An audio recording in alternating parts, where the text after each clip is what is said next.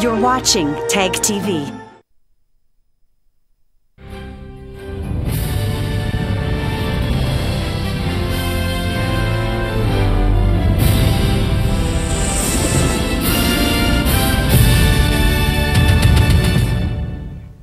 Good evening. Welcome to South Asia Newsline. I'm Lipakshi Khurana. Here are the top stories we're tracking for you on Monday, the 29th of October. India-Japan signed $75 billion currency swap agreement.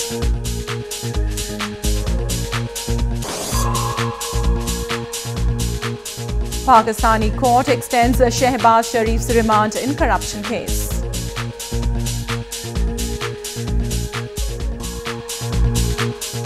And Bangladesh's former Premier Khaleda Zia gets 7 years in graft case. And now for all the details, India and Japan on Monday signed 32 key agreements to boost cooperation in areas ranging from high-speed railways to cyber security, healthcare and defence.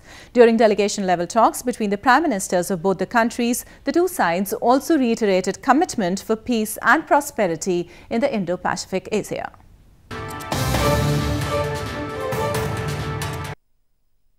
Indian Prime Minister Narendra Modi met his Japanese counterpart Shinzo Abe on Monday to boost strategic ties between the two countries. During delegation-level talks, both the leaders reviewed developments in bilateral relations and explored new areas of cooperation, focusing on shared vision for peace and prosperity in the Indo-Pacific. The two leaders later signed key agreements to boost cooperation in areas ranging from high-speed railways to cybersecurity, maritime, healthcare and defence sector. Both the nations also signed a currency swap agreement worth $75 billion, aiming to aid stability to foreign exchange and capital market. Bharat और Japan के सहयोग के बिना 21वीं सदी Asia की सदी नहीं हो सकती। आबे-सान और मैं हमारे विदेश और रक्षा मंत्रियों के बीच 2+2 डायलॉग के लिए सहमत हुए हैं। इसका उद्देश्य विश्व में शांति और स्थिरता को बढ़ावा देना है। Earlier in the day, the Indian Prime Minister also held meetings with the business leaders and venture capitalists in Tokyo. He assured support and invited Japan's businesses to exploit investment in his country and further strengthen economic ties between the two Asian giants. Japan's investment into India has surged in areas ranging from automotives to infrastructure in remote northeast, making Tokyo its third largest foreign direct investor. In news from Pakistan, an accountability court on Monday extended the physical remand of Pakistani opposition leader Shahbaz Sharif in a housing scheme corruption case by 10 days. This is the second extension given to National Accountability Bureau since Sharif was first remanded for 10 days on October 6th.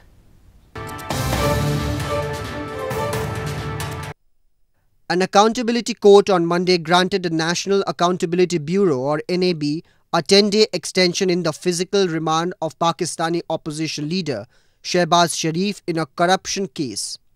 Shahbaz Sharif, president of Pakistan Muslim League Nawaz or PMLN party, was presented in a court on Monday as NAB sought an extension in his remand.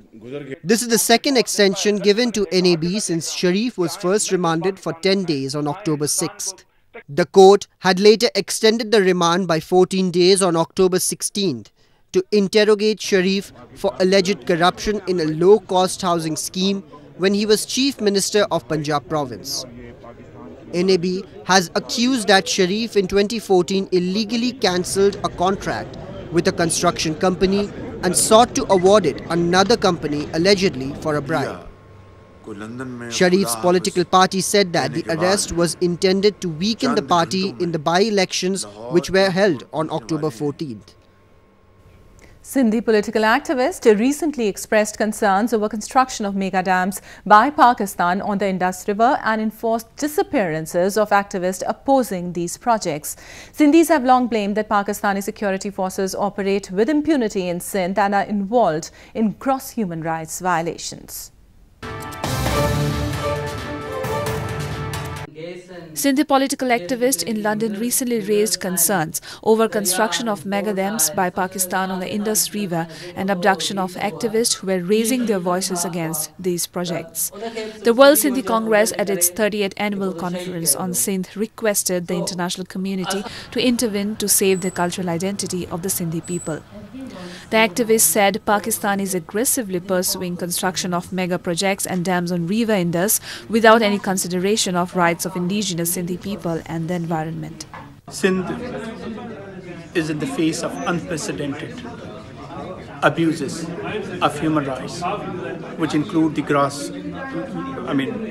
the enforced disappearances, the violence against religious minorities, the cavalier attitude of all the components of Pakistan's state machinery to pursue the construction of mega dams, which Sindhi people have always refused.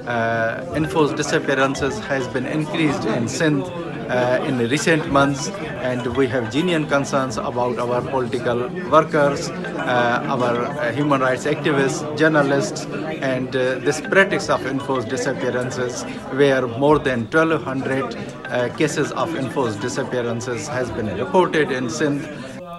The panelists highlighted Pakistani security forces operate with impunity in Sindh and hundreds of people have been displaced due to these projects. They stressed on the protection of rights of Sindhis, ending enforced disappearances, action against perpetrators and holding the Pakistani government accountable. Our news just in, at least one policeman was killed and several wounded after a suicide bomber detonated explosives near headquarters of Afghanistan's Election Commission in capital Kabul city on Monday. The attack came as officials at the poll body have begun counting votes after the completion of crucial parliamentary elections held last week. Militant group Islamic State claimed responsibility for the attack. And meanwhile, Afghanistan's foreign ministry on Sunday said no decision on Moscow talks for Afghan peace has been made yet. The meeting was initially scheduled for September 4th in Moscow, but Afghanistan refused participation, citing that any such discussions should be Afghan-led. Afghan government is yet to take a decision on whether it will participate in the planned Moscow talks on peace in Afghanistan or not, said the country's foreign ministry on Sunday.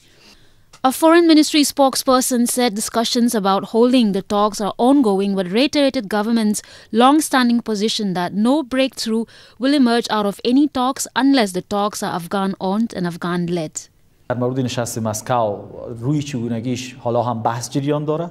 ما در حال بحث هستیم با طرف روسی در موردی که چگونه برگزار شود، کی برگزار شود، اینا عالی هم قابل بحث است.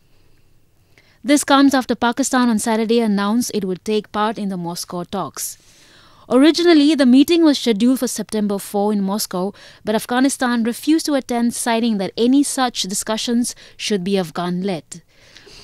When the US turned down the invitation to attend, Kabul followed suit. The talks are still to be held. In news from Sri Lanka, former Sri Lankan Petroleum Minister Arjun Ranatunga was arrested on Monday after one person was killed in violence that ensued as the sacked minister tried to enter his office on Sunday. Sri Lanka has been marred by crisis since Friday when President Maithripala Sirisena abruptly sacked Prime Minister Ranil Wickremesinghe and sworn in ex-President Mahinda Rajapaksa as the new Prime Minister to replace him.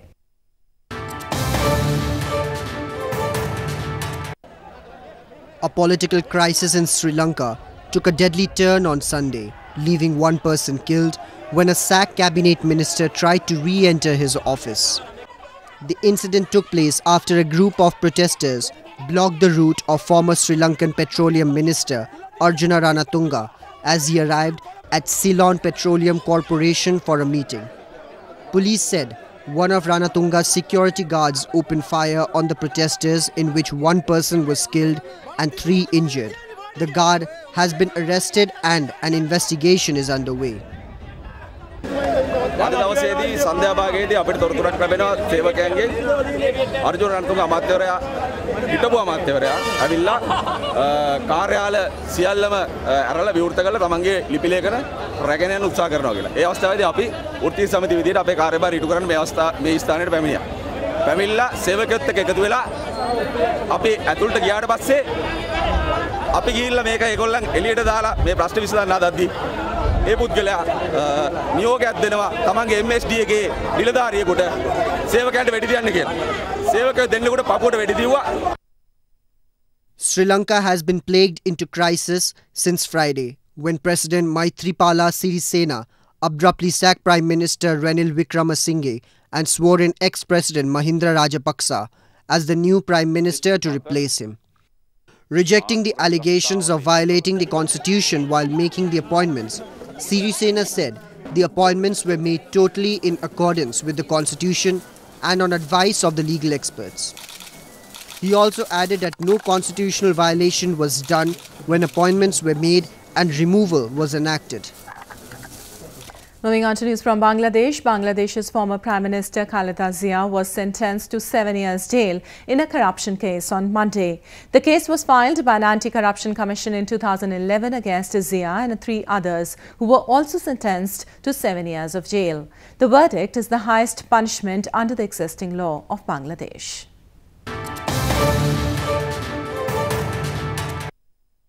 Former Bangladeshi Premier Khaleda Zia was sentenced to 7 years jail in a Zia Charitable Trust graft case on Monday. The graft case was filed by the Anti-Corruption Commission in 2011 against Zia and 3 others who were also sentenced to 7 years jail.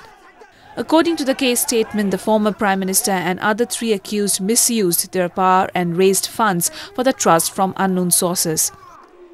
Zia is already serving a 5-year jail term for another corruption case since February. After the verdict in February, the 2-time former premier was disqualified from running in the general elections to be held this year. Earlier this month, Zia's son Tariq Rahman was also sentenced to life in the 2004 grenade attack that killed 24 persons and injured several others, including the then opposition leader and current Prime Minister Sheikh Hasina. Bangladeshi politics has been mired for years in rivalry between Hasina and Zia. Both women are related to former national leaders and have alternated as prime ministers for most of the past 2 decades. Nepalese Prime Minister KP Sharma Oli was admitted to a hospital in capital Kathmandu city on Monday after he felt difficulty in breathing. Hospital authorities said that the Prime Minister is being treated for a lung infection and antibiotics are being administered to him through the veins. Oli has also showed symptoms of chest infection and imbalance in blood sugar level, reports suggest. Various ministers were among the political personalities who made a beeline to the hospital to inquire about the Premier's health. In 2007, Oli had undergone a kidney transplant surgery at a hospital in Indian capital New Delhi and has been visiting Bangkok for regular health checkups.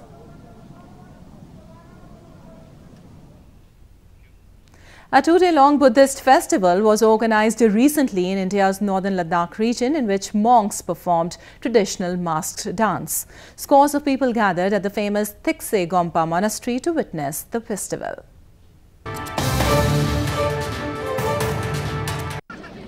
Scores of locals, tourists and devotees on Sunday gathered at the Tikse Gompa, a Tibetan-style monastery in India's northern Ladakh region, to witness the popular Tikse Gustor festival. During the annual festival, the monks of the monastery dress up in the traditional costumes and perform a tantric mask dance believed to ward off evil spirits. It is believed that the devotees who attend the festival with faith and devotion earn a meritorious life. The protective faces of the deities, which otherwise remain covered during the rest of the year, are open for public view only during this festival. Today I'm at Tikse Gustor. It's a beautiful mass dance festival. I'm enjoying it a lot. There's lots of people. The weather is fantastic.